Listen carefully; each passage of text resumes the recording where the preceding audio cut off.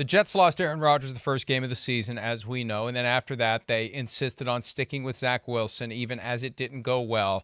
There was no phone call to bring Flacco back. The guy we saw at the top of this segment lead the Jets back from that deficit to beat the Browns last season. Here's Robert Saleh, coach of the Jets, from earlier this week, and I'm glad this happened because I said a few weeks ago, I want to hear from somebody with the Jets why Joe Flacco didn't get a phone call. Here's Robert Saleh talking about that from earlier in the week.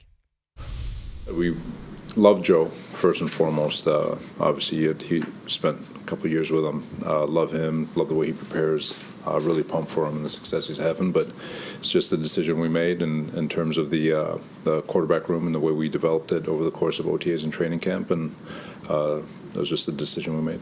No, never regret. Because like I said, you always go into things with what you hope being a sound decision. The biggest thing is to reflect upon those decisions and to see what we could have done better as a coaching staff, as an organization. But every decision we make feel like it comes with deep thought and logic. And but no, there's no regret there. What's he gonna say? We regret it. We should have done it. We should have called him. They made us look like idiots. I mean, look, there's a certain amount of wagon circling that needs to be done, and I have a feeling the decision not to call Flacco goes up higher than Saleh, may even go up higher than Joe Douglas. I agree. May just be that somebody made a decision that Flacco's not the answer. Flacco doesn't sell tickets. Flacco doesn't generate excitement. Flacco's 38. Flacco's not a winner, whatever the case may be. Every owner's involved with every team. Some are more involved than others, and some are more obvious in their involvement than others. I just have a feeling this one goes up all the way to the top because when you're trying to figure out about Woody how or we're gonna make Aaron Rodgers, which one are you talking about? Well, yeah, no.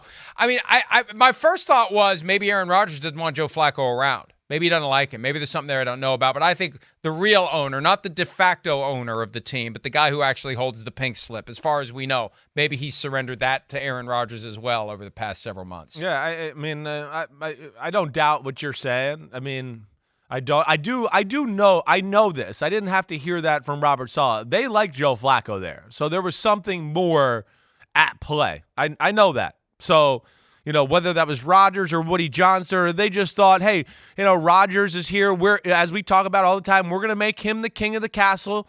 Maybe it's just a little too much to have two Super Bowl winning quarterbacks here on the roster, both older guys. Let's just have one guy be the voice.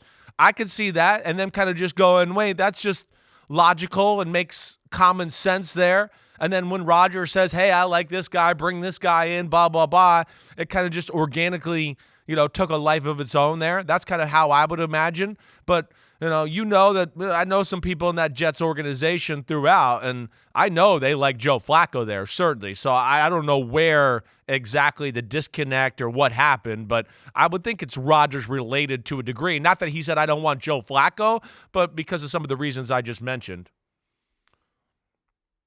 And, there was that chatter, that noise, the talk show fodder, they should trade for Kirk Cousins, which was never, ever, ever, ever, ever going to happen. That would have created real awkwardness if Kirk Cousins had led the Jets to the brink of the playoffs and then Rodgers shows up and says, thank you, I'll take the football now. It's easier to do that with Flacco if they had called Flacco. That's the thing. So I don't think it's a Rodgers turf thing because Flacco is gladly going to stand down. No, he's it's the the one Zach former Wilson franchise thing too, quarterback I think, who just wants to be around. Right. He just wants to be part of the game. He wants to play as long as he can. He loves the sport, and he wants to be around, and he would have not gotten in the way of Aaron Rodgers coming back at all. I don't disagree with you there. I don't, but I also think the Zach Wilson part of the conversation is there too, right? And that they were trying to prop up Zach Wilson, not give up on him that way. Make sure he was purely the solidified backup quarterback. And I think that probably, put a wrench into some of the Joe Flacco conversations as well.